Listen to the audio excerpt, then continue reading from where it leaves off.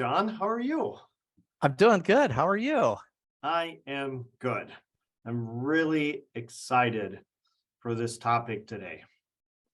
Well, me too. And I'll tell you what stimulated it for me was I recently had a long conversation with a small group of supervisors uh, in an EMS organization who were really struggling.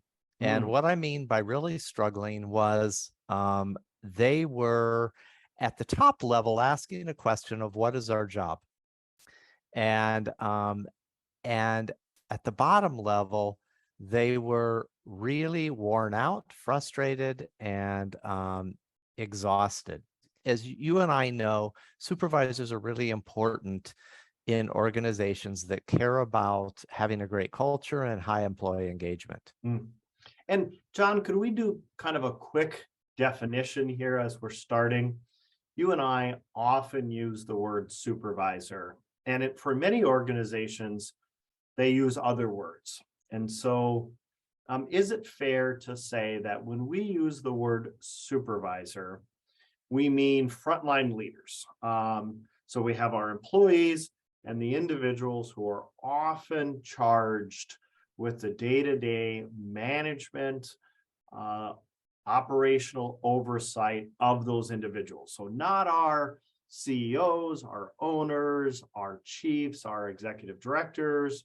Um, so we might be supervisor, captain, lieutenant, lead, field lead, all kinds of different titles. We're talking about that group that's between the executive and, shall we say, the rank and file employees of our organization. Yeah, people in the middle. Yeah. And these people in the middle are we think vitally important. So let's back up a little bit. So if we back up a little bit and we ask ourselves, what do we want from our employees?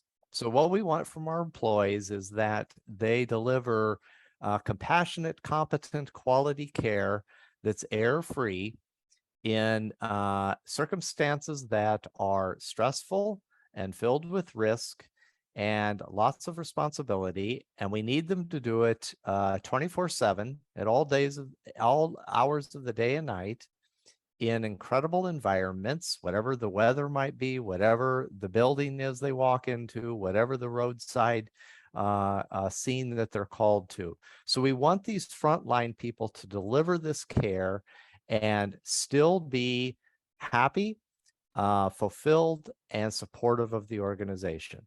That's what we're looking for. Would you agree? Sure. Agree. That sounds good. Sure. So what we know is that if they're going to do it in an environment where resources are dynamically deployed, that they are out there and somebody may get in a truck and may not get out for 10 hours. And when they're out there, the question that we would have at the very beginning, so back behind, is who takes care of them? And so back to your who are these people that we're talking about? They're the ones who really take care of the frontline people. They have something in some involvement in really caring for the people who touch your customers and clients. I think I got to take you to task there. They don't take care of our frontline people. Their job, John, is to run the ship, drop off some supplies, go on a call, maybe fill a truck shift if necessary, if they're not already filling the shift. These are folks that they keep the operation moving. They're not leaders, John. They may have leadership capabilities. I don't mean to demean or bring these individuals down, but John, these folks we hire because they're really good, for example, paramedics. And so now we'll want them to kind of run the shift, or a great EMT or a good mechanic or a good dispatcher or educator. That's who these people are they not? Well, they may be in your organization. Oh, But if you're kind of hoping to run an organization where your frontline staff is really enthused and engaged and committed and loyal and really your best recruiters, if that's what you're really trying to run, then these folks in the middle are really important. So I hear you suggesting there's a fork in the road for me. The one fork in the road is I stay on the path I'm on, which is I continue to hire, recruit, maintain my frontline leaders to be very operational with skills and talents that are primarily focused around operations, getting the job done, moving the trucks around. Aarron, I really think, especially and you and I just came from the AAA conference down in Nashville, and I think this fork in the road is where many people running EMS organizations are stuck today. Agreed. Because the fork is they're kind of wanting their soups, and the reason this group of soups that I met with are really frustrated is because they're not sure which path to take in the fork. Yeah. So, and many of our people running organizations. So here's what we want. We want these frontline soups to be sort of the shift micromanager and deal with short staffing and deal with people who are quiet quitting, people who are bringing drama, people who themselves are maybe not fully prepared and mature to do this job, and also we want them to build a relationship with these people and be able to pull them into the organization and hold them accountable. And what I think we're seeing with supervisors is they are just saying too much. Yeah. I'm pulled in too many directions and I don't know what to do. Yeah, and John, I'll share a similar experience. 100 supervisors, 26 at a time, I got to hang out with as they came through our supervisor boot camp. And without anyone having asked them, they had already embarked on this new role because they knew their people, because they had great emotional intelligence without even knowing that's what it was called. They were already providing great care and love for the people they work with. They knew when to give the hug, equally knew when to give them the size X boot in the behind. And here's what they told me as we worked through the conversations and talked about the 10 conversations. They're very appreciative of thinking about it in a more formal way, really refining those skills and talents. But what they said was, my boss won't believe in this. My boss doesn't believe in this. I get punished when I take time to do this other thing. I get rewarded when I can cross a box of how many supplies I delivered, how many charts I got in, how many of this, that, and the other thing. So this fork in the road is also, I think, about whether the leaders listening in would believe that there is some value, there is the ability to increase the workforce, find and keep more of the right people that are highly engaged in this great new culture that your frontline leaders are leading. So let's make an assumption. Let's make an assumption that because we've talked about this a lot on these webinars, but let's make an assumption that the leaders believe in having a good culture and having employees who are enthused, committed, loyal, willing to do more than required. So this high employee engagement. So let's assume that people want that. And now we have supervisors trying to deliver it. So how do we, so here's what showed up for me. What showed up for me and what we're seeing is that if we believe that the supervisor role is important, and in fact, maybe the most important role in the organization as it relates to our future and being able to attract and keep more of the right people. if that role is that important, how do we take care of these people? Mm. So what we need to recognize was we need to recognize that this role, especially as our organizations faced hard time, is sort of ground zero for all of the flack. Yeah. And these are the people that are going to get it when the staffing is short. Many of them, as you know, what happens in many organizations is they wind up having to get on trucks. They wind up having to take that transfer. They wind up having to do this. They are the ones who catch the flack. When the frontline employees are frustrated, when the frontline employees are mad, when the frontline employees are feeling hurt and wounded and unseen, these supervisors get it. When the bosses are upset, when the bosses feel like things should be tightened up, when be more efficient, when trucks should be taken better care of, when equipment shouldn't be lost, it comes back to these people. Yeah. So I think the first thing we have to recognize is that these people are at ground zero for the operational culture in our organizations. Yeah, and I think the other thing, especially for the middle level leaders, executive leaders listening in, is these people are also key to the narrative. Oh, what do you mean by that? Yeah, and as we get to this question about how to take care of them, you notice we're both trying to convince you that it's worth the time, energy, and effort, and maybe even the cost. So what I mean by key to the narrative, so imagine, John, as you just said, hoop rolls uphill in this situation where the staff goes to the supervisor, and it also comes downhill. So here it is, all lives at ground zero.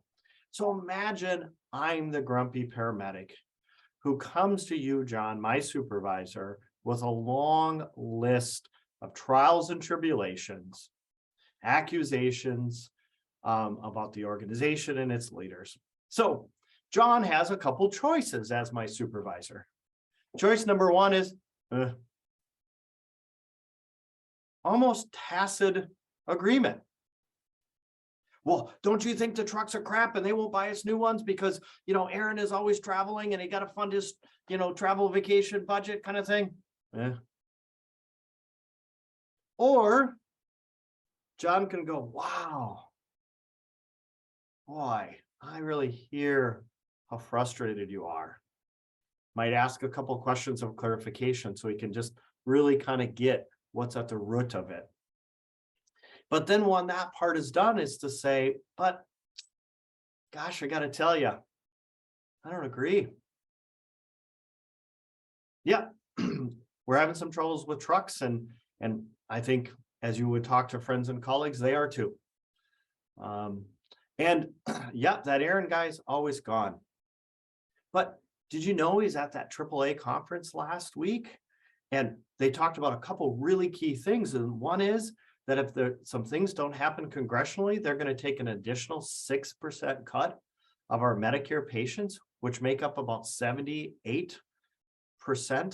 of our patients. And now I can't do the math in my head, but boy, that sounds like really important that we know about and we fix.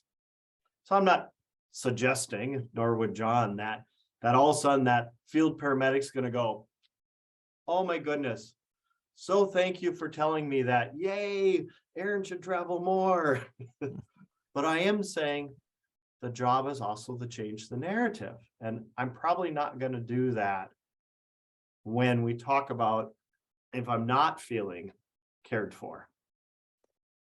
Yeah, we always say this. I know it's a reminder for most of our listeners, but what we say that people are called to the cause and have to be won to the organization. And the supervisor is often the one doing the winning. And this narrative that you're talking about and changing the narrative demands something, right? So it demands first a special person. If you're going to have supervisors who do this, You want to be, so let's talk about some of the things. So one of the things I think, I'm glad you mentioned the fork, because I think one of the first things the organizations have to do if we're going to take better care of supervisors and support and encourage them in their role. One of the key things that we have to do is get clear about the fork. In other words, do we want them to be the ultimate shift micromanagers, or do we want them to be employee engagers who really take good care of our frontline staff and make them feel cared about, appreciated, and valued? Especially when we're asking them to do a higher quantity of calls during a shift, when we're asking them to do more, when we're asking them to go out and provide good customer service in environments of the pandemic and in the environment of political bickering. We need supervisors who can really go and support and take care of people. So that first thing we have to do is get clear about the expectations that we have for them. What is it we want them to do? And what you and I keep finding in organizations is that answer keeps being kicked down the road, and people don't want to answer that question. So for those listening, I want to say one of the very first things that you have to do is get clear about what you want your supervisors to do. With this caveat, they can't do everything. They are finite, they have limits, and many of them that we encounter are can-do people. Most of them want to do all of it, but they can't. And we have to get really clear about what it is that we're expecting them to do. And so a way I think about this, is here's sort of my little rundown list, Aarron, and I want to know what you think about it, of what we want them to do. We want them to keep operations going smoothly. Second thing is we want them to build positive relationships with the field staff. Third, we want them to know, in other words, know the field staff and care for them, right? So as they build these positive relationships, then they're going to be able to call up that paramedic or EMT that's struggling and say, hey, notice you've been having some challenges. Hey, I want you to know I'm there for you. We also want them to promote accountability with the field staff and to really be able to hold them accountable as they do that. And lastly, we want them to be really, really good at translating the messages. In other words, the messages from the street and the messages from the senior leadership team, and be able to blend those messages and create a flow of communication that actually works in the organization. So that's my list. I wonder what you think about it. What did I miss, and what else should be on that? Yeah, the couple things I would offer are likely restatements of what you've shared, maybe using different words. And so for me, at the core is we need these individuals to bring calm to chaos. I love it. Yes. We need them to have a capability to regularly and almost minute by minute reprioritize their tasks of the day. If they're like me, who need a checklist and that's what I work on from my full day, they're likely not going to succeed when the call comes in for the truck that just broke down and now the crash out on the highway this and county road that. So we need them to have this great capability to regularly reprioritize. And as you think, so those would be those kind of restatements of a couple of things you already said. And so again, for our listeners, you've heard us say this many times before, and we'll keep saying it till we start seeing it. Their day must be highly unproductive. And of course, you know us well enough to know we believe this caring and loving for the troops, this ability to be that ground zero for hearing things, this ability to be bilingual, to change the narratives, all of those we think are incredibly productive. But when we say highly unproductive, If you load their plate up so heavy because they're around and why not, and they're here 24 hours, and let's make them be the person who controls the doors, and let's have them be the person who delivers the supplies, and let's have them also, lead this project and that project and the other project. They're not going to do it. We're going to know that you truly believe in this when we see you regularly evaluating if they're too busy with operational, managerial, and administrative tasks. If you're regularly saying to yourself, yeah, that's probably gotten too big. We should take that off the soups. And then on your expectations, have we ever thought about actually building some things we could measure? And I'm not suggesting you should have them do a log of calls, but maybe it's something that says, let's measure how many folks they got to chat with today. Let's measure the time that they put to chatting with folks, those kinds of things, because I already know we measure the rest. How many calls did they go on? What's their UHU? How many times did they fill a shift? Some of those things. Or maybe even measuring the things that take away from their employee engagement side. So we can just say, gosh, it looks like they're doing 50-50. Okay, maybe yellow. Oh, it looks like they're doing 70-30, only 30% of the time engaging. Oh, red, danger, danger. We need to pause and evaluate. So I really like that. I like that idea of getting clear about what you want and then finding ways to measure it. I want to roll back for a second, because in the stuff that we said we wanted from them, we could do a whole webinar of how you bring calm to chaos. And we could do a whole webinar on how you reprioritize tasks on the go. And both of those are illustrations, and I hope our listeners get this, are illustrations of something I'm going to talk about now, which is these people need to be continuously supported. Yeah. They are not going to develop calm to chaos and reprioritizing tasks in 1-2 hour workshop. So that I want to even roll back further than the measuring. And here's what I think, Aarron. I think that we haven't also realized how important the job is of the person who loves and cares for the supervisor is. Yeah. And that there needs to be a structure in the organization. And let me talk about what I mean by structure. There needs to be a structure in the organization that takes care of them, but structure is not just people, but it's time and investment. Mm-hmm. So I'll talk about the first one. The leader of the supervisors must know and understand that her or his or their role is to love and care for the supervisors. And what we see, and what I saw clearly in this group of supervisors that I met with, was that nobody really cared about them. They had a job. They were supposed to be happy that they had the promotion. They had supposed to be happy that they had the brass or whatever else, but no one was looking out for them.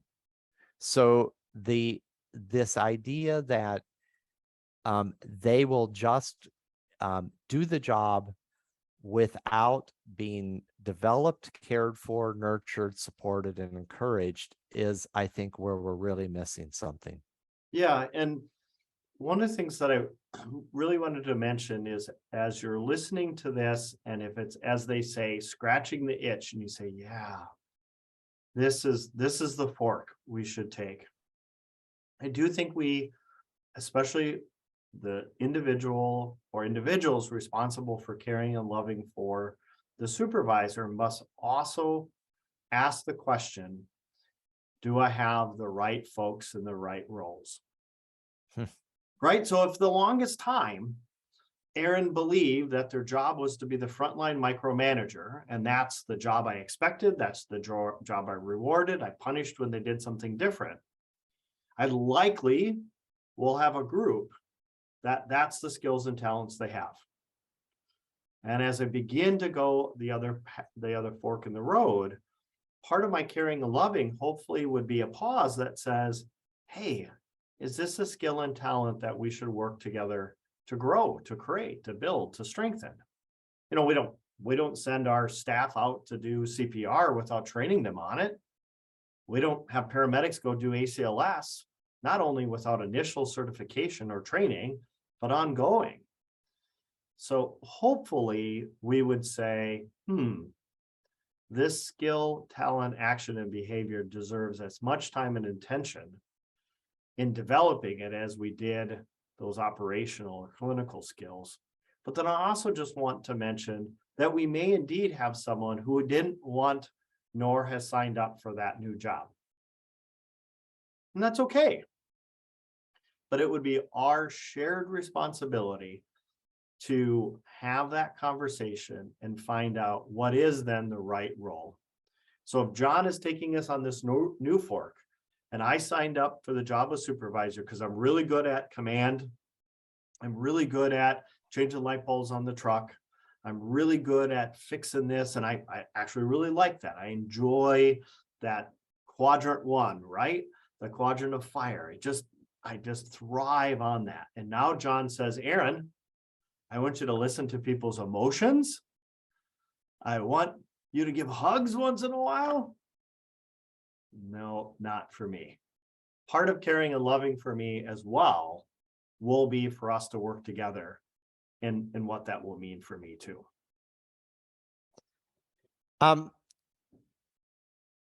It's interesting because it sounds like as we're working through this, that whatever this role is, this sort of operations manager who has the supervisors under them, too must have a really clear sense of what the supervisor role is and must really be good at the skills necessary to do this. Yeah, and I'll take it further. Would you, John, agree that in many organizations, the person who's responsible for the supervisor, that is a duties as assigned? You know, John, you do this, this, and the other thing. Oh, by the way, the supervisors report to you. And to their credit, they often are very independent, self-starting. And so we kind of forget about supervisors are, yeah. Yeah, supervisors are. They're often our stars. So we don't give them much time and attention because we don't think we need to. So the person that, shall we call it the manager, who is going to care and love for the supervisors, this has to be important. So let's imagine that somebody listening is that person. So here's my advice to them. Is first get really curious about this role and about how it connects with the people you have occupying that seat today. So if you would get really clear, if you said, gosh, we definitely need our supervisors to really help our people find a better connection to our organization. And we need our supervisors to take immature new EMTs and paramedics who might not have all the right people skills, might not have all the right personal accountability and discipline, and build them up. If that's what we're really asking of them, I need to sit down with them and spend some time just talking about this role and talking about what it looks like, feels like, tastes like, smells like, and listen to them as they tell me about what's going on in the streets. Well, here again, John, I'm going to have to push back. And since I just came from Nashville, I'm going to say it this way. I don't think so, Buckaroo. But John, let's say I'm that person. I've done this 33 years. I've kind of worked my way up. I was a paramedic for a bunch of time. Then I was one of the supervisors for a bunch of time. Now I'm in this manager role. I don't need to be curious, John. I've done the role. And you know what? When one of those supervisor calls in sick, I go out and deliver supplies and I'll run on a call or two. I, frankly, John, there's not much I'm going to learn because I've done this job for the longest time. Why would you suggest that I need to be curious? And of course, I don't believe that. Right. And I think, I mean, that's such the right question, which is we need to be curious because there's way too much stuff afoot today that we don't really understand. You and I are learning all the time. Haven't written the final book on this new generation of workers. We haven't written the book on what's the post-COVID world really like. And what is this way in which we're going to approach work and still have people that are enthused about doing the job and about the organization? And what we need to do is really learn. And part of this is learning, and part of it is creating space for these feelings and frustrations to be heard. And I think when you talked about supervisors being sort of can-do people, they are, and many of them don't complain very much. But what they do is when they get used up and their battery charge goes down, they stop doing this very difficult job and likely defer to just going along to get along. Yeah. And for me, the power of curiosity, and John, it's something you have been talking so much about and reading and learning about and teaching me about. And again, in itself is a whole nother webinar.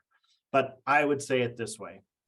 The reason why I need to be curious is no matter what, let's say you and I go on the exact same call and we see the same patient, we hear the same things, but I will never fully understand how you internalize that call.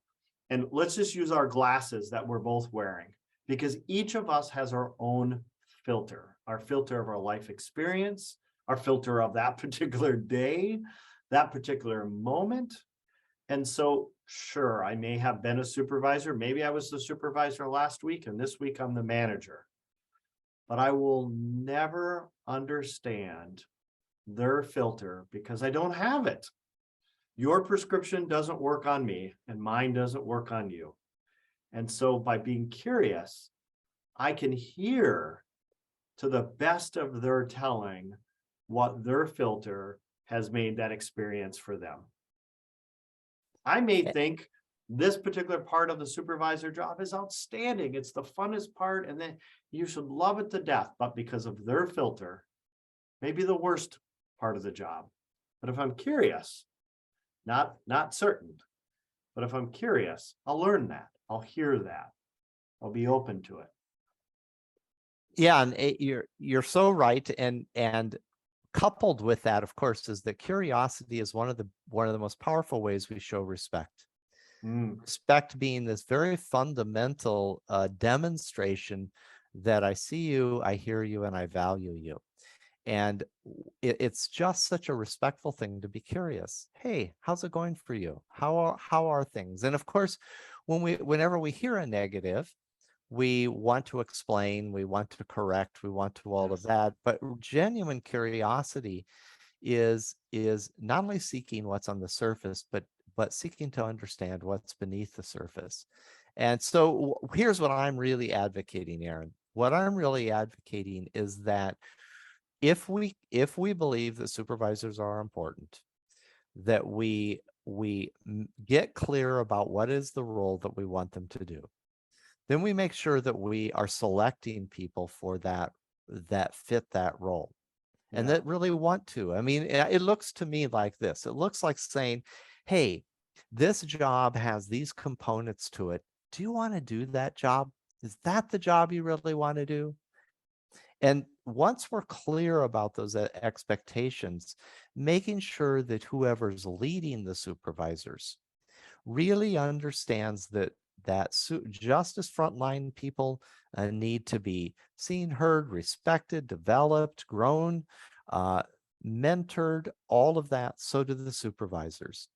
And I here's what I would love to see. I would love to see, if you can't make a big leap to a multi-day, at least get your supervisors together around some food for a period of time and just listen to them. Yeah. And I wanted to make that point as well. I make an assumption when I hear you talking about curiosity. And that assumption that I make is that curiosity is coupled with listening without judgment and conversation without judgment. So again, imagine you and I are talking and I'm curious and I'm asking you from your perspective what you're experiencing, what you're hearing and you're seeing. And maybe you say to me, Aarron, we have some toxic people and you're not doing anything with them. I've told you about them. I've given you documentation and you don't do anything with it. Now, I may have good reason why something hasn't happened. And maybe for whatever reason in our organization, I can't tell you. I would hope that wouldn't be the case, but it might be, right? And maybe it's a longstanding issue. Maybe there's other elements, protected class, they have previous or recent work comp injuries. There's a number of things that could make my ability to hold an employee accountable more difficult than normal. So one response to curiosity is I can just argue with you. John, you don't understand. There's information that you don't have. Let me tell you all the reasons why you're wrong. But what if curiosity simply said, wow, that sounds really frustrating. How's that showing up for you? Well, I'm trying to, and obviously that's hard for me as an individual, but to me, curiosity must be coupled with this piece of listening and conversation without judgment. Yeah. And I would just add to it, without fixing. Good. Yeah. So and often explaining and fixing go together, right? So if I say to you, I'm really frustrated about the truck situation, or I'm really frustrated about this new deployment posting site, and immediately we want to explain and fix, right? Yeah. And a suggestion, it's simply something I try to practice, and because I tend to want to fix as well, is I try to remind myself to at some point ask John, hey John, as we continue this conversation, would you let me know, is this something that you would like me to just hear? Or is there something specific you would like me to do? Just at some point, let me know that. For me, it frees my brain. And it helps me to better be a better participant in my curiosity. That's such a great tool. So let me mirror it back to you. It's simply in the conversation, when you're hearing a bunch of stuff, just to ask the question of, is this something you want me to hear, or is this something that you want me to do something about now or in the future? Yeah. I love the respect that it shows.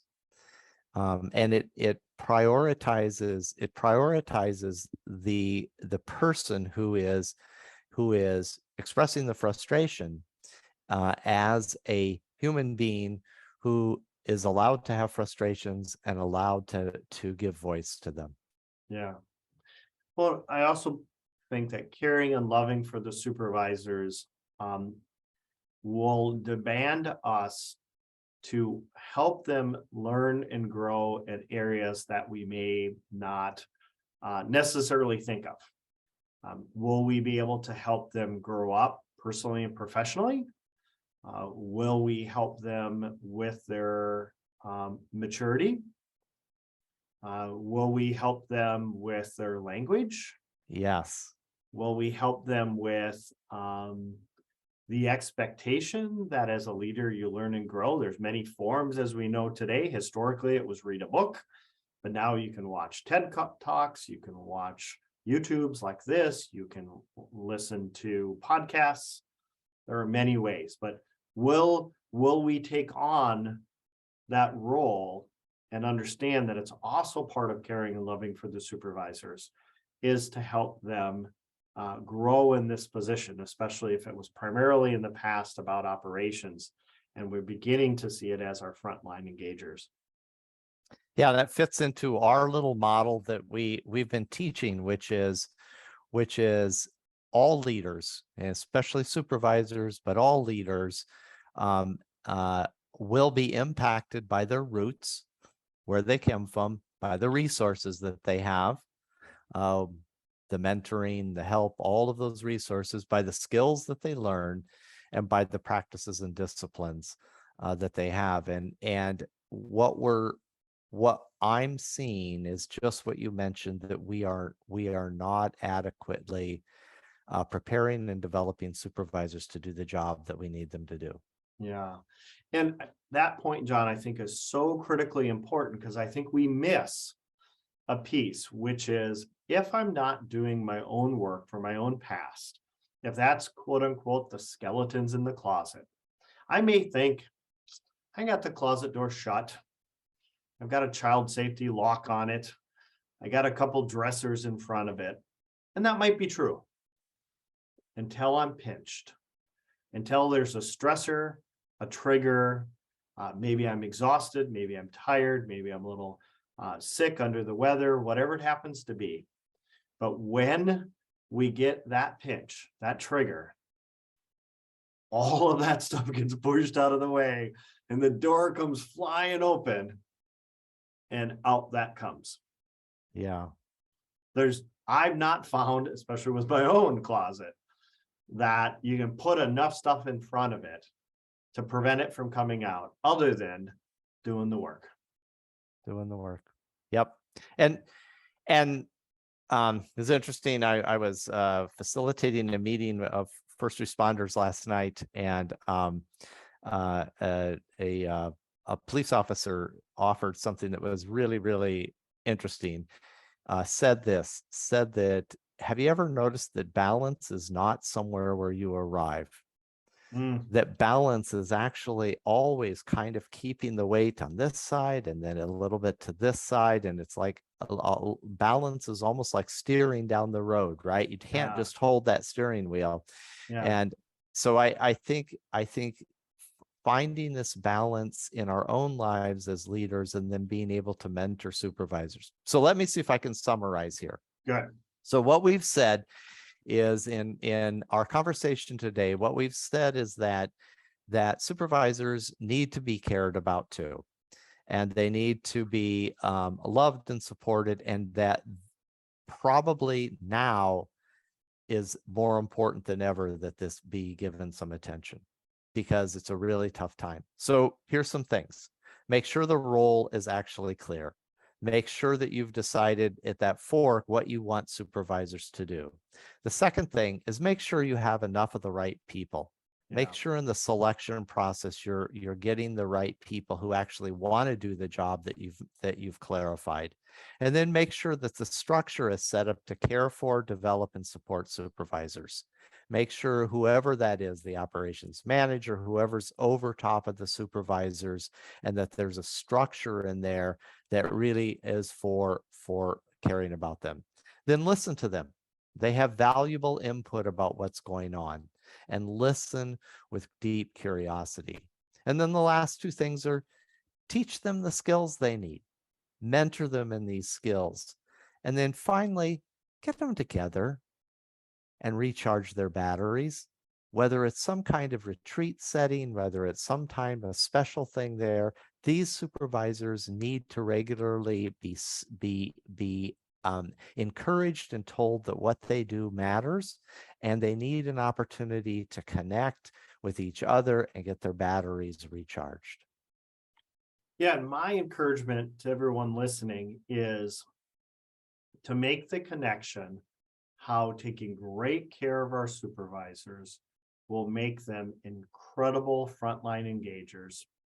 And why that's so important is I think we all recognize that this workforce challenge we're in is bad.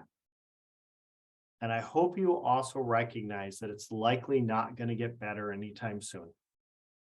It actually feels like it's ramping up as now the new round is bonuses, shift differentials, whatever. And so we have workers that are quickly following almost the credit card interest rate plan, right? This one was 2%. Oh, this will 1. This will give me 90 days free.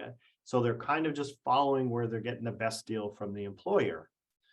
That costs us money, that costs us time, that costs us talent.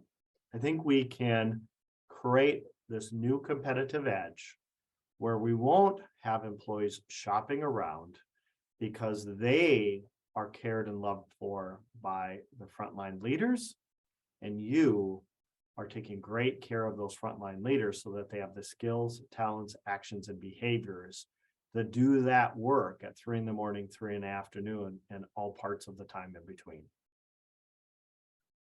Perfect. Well, thanks, Aarron, for Thank hanging out you. with me today and talking Yeah. about this topic. It means a lot to me. I would encourage anybody listening, if you have any comments or questions or thoughts, please reach out to us, and we'll look forward to seeing you on another Leadership Alive. Thanks, John. Bye.